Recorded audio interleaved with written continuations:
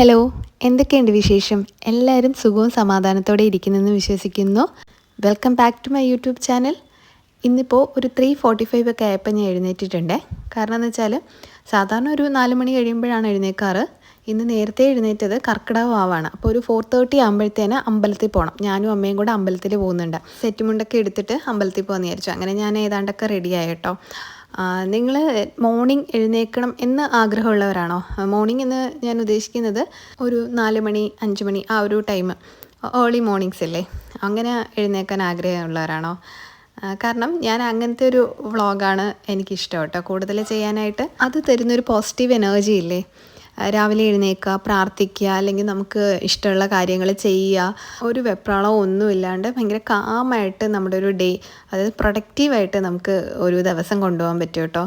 അങ്ങനെ ഞാൻ എഴുന്നേറ്റ് ഞാൻ വിളക്ക് കത്തിക്കുന്നുണ്ട്. ഇതൊക്കെ ഒരു പോസിറ്റീവ് എനർജി തരുന്ന കാര്യങ്ങളാണ്. വിളക്ക് കത്തിച്ചിട്ട് വേണം അമ്പലത്തിലോട്ട് പോകാൻ. അമ്മ എന്തായാലും ബലി ഇടുന്നുണ്ട്. സാധാരണ ഞാൻ രാവിലെ എഴുന്നേറ്റ് വിളക്ക് കത്തിച്ചതിന് ശേഷം യോഗ, മെഡിറ്റേഷൻ അങ്ങനെയുള്ള കുറച്ച് കാര്യങ്ങൾ ചെയ്യാറാണ് പതിവ്. ഇന്നിപ്പോൾ അമ്പലത്തിൽ പോകുന്നതുകൊണ്ട് തന്നെ അവിടെ ഇരുന്ന് പ്രാർത്ഥനയും അങ്ങനെ ഒക്കെ നടക്കുമല്ലോ. ഇന്ന് വാവായതുകൊണ്ട് തന്നെ മോനൊന്നും സ്കൂളിൽ പോകണ്ട. അപ്പോൾ മോർണിംഗ് കുറേ കൂടി ടൈമുണ്ട്.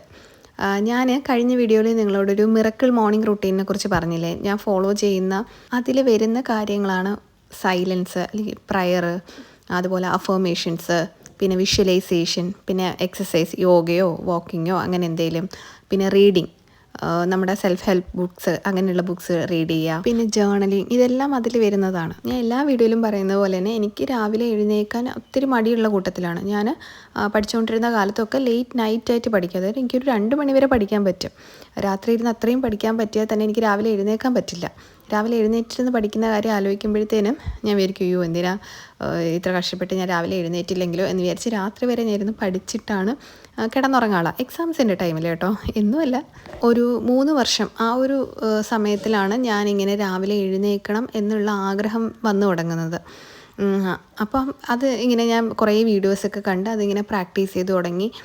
അങ്ങനെയൊക്കെ ആയപ്പോൾ ഒരുപാട് ചേഞ്ചസ് വന്നു ലൈഫിൽ. അപ്പോൾ എനിക്ക് തോന്നി ആ സംഭവം കൊള്ളാമല്ലോ. അതുവരെ ഞാൻ ചിന്തിച്ചിരുന്നത് എന്തിനാണ് നമ്മൾ ഇത്ര കഷ്ടപ്പെട്ട് രാവിലെ എഴുന്നേൽക്കുന്നത്. നോർമലി ഇപ്പം എന്നെ സംബന്ധിച്ചിടത്തോളം എനിക്കിപ്പം ഒരു 6 മണിക്ക് എഴുന്നേറ്റാലും എൻ്റെ റൂട്ടീൻസ് എല്ലാം നന്നായിട്ട് പോകുന്നുണ്ട്. അപ്പോൾ പിന്നെ അത് പോരെ, കാരണം അല്ലെങ്കിൽ നമുക്ക് എന്തെങ്കിലും ചെയ്ത് തീർക്കാണ്ടെങ്കിൽ ഒരു 10 മണിക്കോ രാത്രി 11 മണി വരെ ഒക്കെ ഇരുന്ന് ചെയ്യാമല്ലോ. അപ്പോൾ അങ്ങനെ ഒരു ചിന്തിച്ചിരുന്ന ഒരാളാണ് ഞാൻ കേട്ടോ.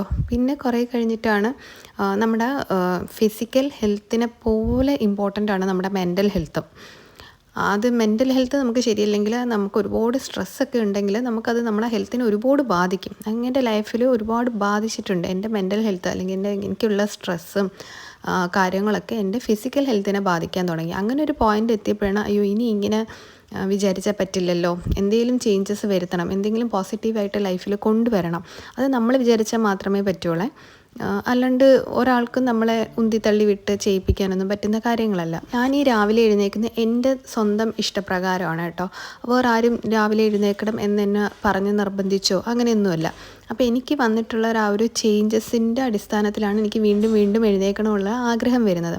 ഇപ്പം നമ്മൾ തന്നെ നെക്സ്റ്റ് ഡേ നമുക്ക് എവിടെയെങ്കിലും രാവിലെ ടൂറ് പോകണോ അങ്ങനെയൊക്കെ ഉണ്ടെങ്കിൽ നമ്മൾ ഓട്ടോമാറ്റിക്കായിട്ട് എഴുന്നേൽക്കില്ലേ.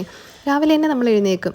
5 മണിക്ക് എന്തെങ്കിലും ട്രിപ്പ് പ്ലാൻ ചെയ്തിട്ടുണ്ടെങ്കിൽ നമ്മൾ എഴുന്നേൽക്കും. അപ്പം നമുക്ക് പറ്റായികയൊന്നുമല്ല, നമുക്ക് ആ ഒരു പ്രയോറിറ്റി അതില്ലെങ്കിലും കുഴപ്പമില്ല എന്നൊരു ചിന്ത, അതാണ് കേട്ടോ. അത് മാറണമെങ്കിൽ നമ്മൾ തന്നെ ചെയ്യണം. പിന്നെ അതുപോലെ നമ്മൾ ഉറക്കം കോംപ്രമൈസ് ചെയ്യാൻ ഞാൻ ഒരിക്കലും പറയില്ല, കാരണം ഞാൻ നല്ലോണം ഉറങ്ങുന്ന കൂട്ടത്തിലാണ്. ഇപ്പോൾ രാവിലെ എഴുന്നേൽക്കണമെന്നുണ്ടെങ്കിൽ നമ്മൾ രാത്രി ഒരു 9-10 മണിയൊക്കെ ആകുമ്പോൾ നമ്മൾ ഉറങ്ങണം. അതിനനുസരിച്ച് നമ്മുടെ ഡെയിലി ആക്ടിവിറ്റീസും എല്ലാം നമ്മൾ സെറ്റ് ചെയ്ത് വെക്കണം. ഞാൻ ഈ പറയുന്ന ഇടയ്ക്ക് തന്നെ എൻ്റെ അഫർമേഷൻസ് എഴുത്തും ഒക്കെ കഴിഞ്ഞു കേട്ടോ, അമ്പലത്തിൽ പോയിട്ട് വന്നിട്ട്. പിന്നെ കുറച്ച് ഞാൻ ഇതുപോലെ ഗാർഡനിങ്ങും അതുപോലെ കുറച്ച് കൃഷിയൊക്കെ ചെയ്തിട്ടുണ്ട്. ഇതൊക്കെ നമുക്ക് മനസ്സിന് സന്തോഷം തരുന്ന കാര്യങ്ങളാണ്. അപ്പോൾ അതിനൊക്കെ നോക്കി എന്തെങ്കിലുമൊക്കെ പൂ വന്നിട്ടുണ്ടോ, എന്തെങ്കിലുമൊക്കെ കാച്ചിട്ടുണ്ടോ, എന്തെങ്കിലുമൊക്കെ പറിക്കാനുണ്ടോ, അങ്ങനെയൊക്കെ നോക്കിയിട്ട് കുറച്ച് ടൈം അവിടെ സ്പെൻഡ് ചെയ്യും കേട്ടോ. അതായത് ഇതൊക്കെ എൻ്റെ ബീൻസാണ്, അതൊക്കെ ചെറുതായിട്ട് വന്നിട്ടുണ്ട്. അതൊക്കെ വരുമ്പോഴത്തേക്ക് ഭയങ്കര സന്തോഷമാണ്. നമുക്ക് കുറച്ച് കാശ് കൊടുത്താൽ നമുക്ക് പുറത്തുനിന്ന് വെജിറ്റബിൾസ് ഒക്കെ വാങ്ങാൻ കിട്ടും, പക്ഷേ എന്നാലും ഇതിൽ കിട്ടുന്നൊരു സന്തോഷം, ഒരെണ്ണമാണെങ്കിലും അതൊക്കെ ഒന്ന് എടുക്കുമ്പോൾ ഉള്ള സന്തോഷം വലുതാണ് കേട്ടോ എനിക്ക്. ഇന്നിപ്പോൾ ഞാൻ നേരത്തെ പറഞ്ഞ പോലെ എൻ്റെ മെഡിറ്റേഷനും കാര്യങ്ങളൊക്കെ അമ്പലത്തിൽ അമ്മ ഒരു സൈഡിൽ ബലിയിടാൻ പോയി. അപ്പോൾ ആ ടൈം എനിക്ക് ഒരുപാട് സമയം കിട്ടി. ഞാൻ അമ്പലത്തിനകത്തിരുന്ന് പ്രാർത്ഥനയും എൻ്റെ മെഡിറ്റേഷനും അഫർമേഷൻസും ഒക്കെ അവിടെ ഇരുന്ന് തന്നെ പറയുമായിരുന്നു കേട്ടോ. അതെ, നിങ്ങൾ രാവിലെ എഴുന്നേൽക്കുന്നവരൊക്കെ ആണെങ്കിൽ ഒന്ന് കമൻറ്റ് ചെയ്യണേ. അപ്പോൾ അത് എനിക്ക് ഒരു മോട്ടിവേഷനാവും. പിന്നെ ഈ കാണുന്നത് കുക്കുംബറാണ്, ഞാൻ നട്ടതാണ്, പക്ഷേ എന്താ ഇത്രയും ചെറുത് ചെറിയ 2 വിളഞ്ഞു വന്നിട്ടുണ്ട്. ഇങ്ങനെ പോയി എൻ്റെ ഇന്നത്തെ ഒരു മോർണിംഗ്.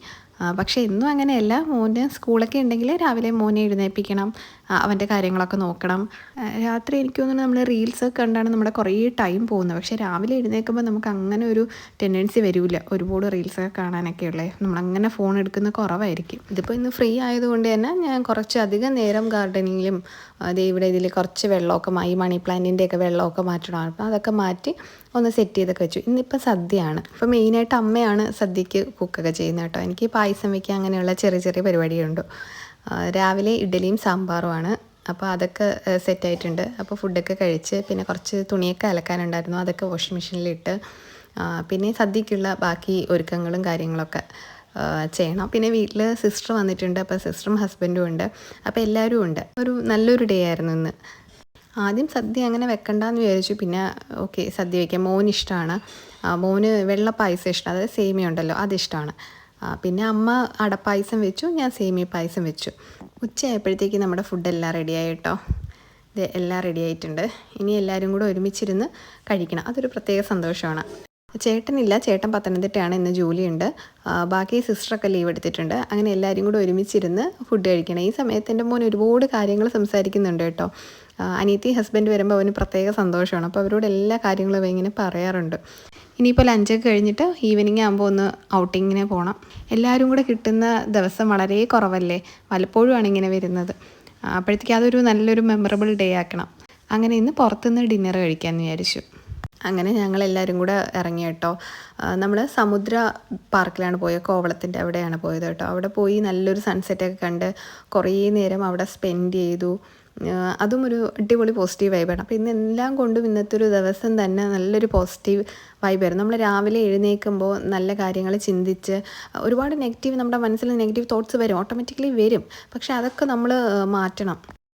നമ്മൾ ഈ അഫർമേഷൻസ് എഴുതുന്നത് തന്നെ നമ്മുടെ സബ് കോൺഷ്യസ് മൈൻഡിലുള്ള അതിനെ ഒന്ന് റീപ്രോഗ്രാമിങ് ചെയ്യുകയാണ്. അപ്പോൾ നമുക്ക് പോസിറ്റീവ് ചിന്തകൾ അതിലോട്ട് നമ്മൾ തന്നെ നമ്മുടെ സബ് കോൺഷ്യസ് മൈൻഡിൽ എപ്പോഴും പോസിറ്റീവായിട്ടുള്ള ചിന്തകൾ നിറയ്ക്കുകയാണ് ചെയ്യുന്നത്.